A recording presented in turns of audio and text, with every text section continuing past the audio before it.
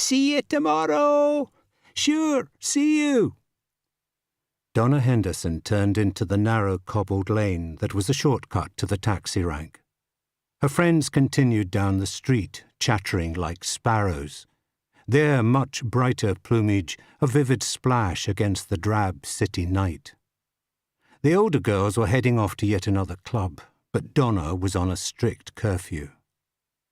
Protestations about being nearly old enough to vote had cut no ice. Still, it wasn't long till her birthday. Then she'd go clubbing all night if she felt like it.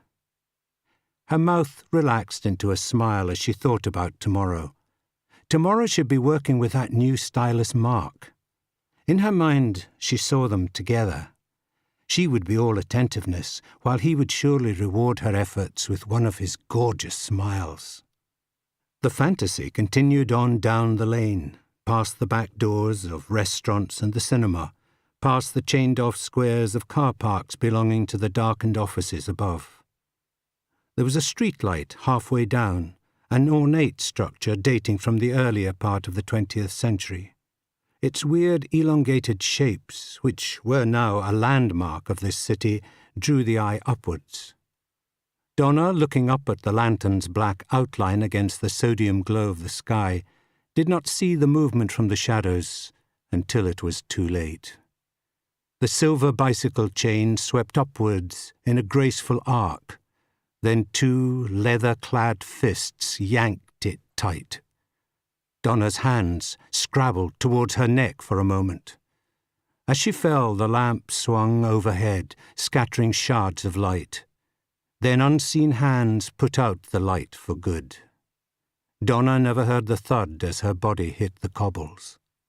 The shadowy figure bent over her body and smoothed her hair from the now distorted face. Fingers traced the brow line in a slow caress. From the depths of its shadow, the figure breathed a long sigh over the dead girl. Under the lamplight, a blade flashed out, and there was a frenzy of activity as flesh and hair were hacked away. For a moment only the sound of traffic could be heard, passing by the mouth of the lane. Then the black figure laughed softly, holding up a blood-soaked scalp. Donna Henderson's body lay in the narrow lane, arms flung out as if in protest, blood shining like a pool of patent leather over the cobbles.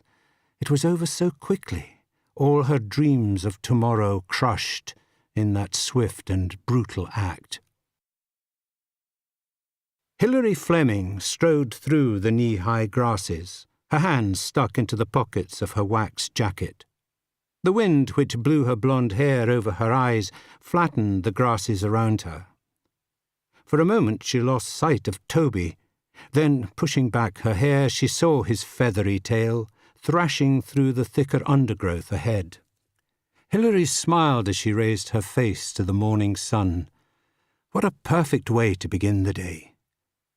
Suddenly Toby broke into a paroxysm of barking, darting backwards and forwards at an overgrown laurel bush. Squirrels, thought Hilary. Stupid dog. She quickened her pace, the grasses swishing against her green Wellingtons. Then she stopped abruptly, the smile freezing on her lips. From under the bright green laurel leaves, a white arm protruded, white, bloodless, and certainly dead. Hilary's gorge rose, and she was aware of Toby's concerned whines mingling with a strange high noise, which became her own scream.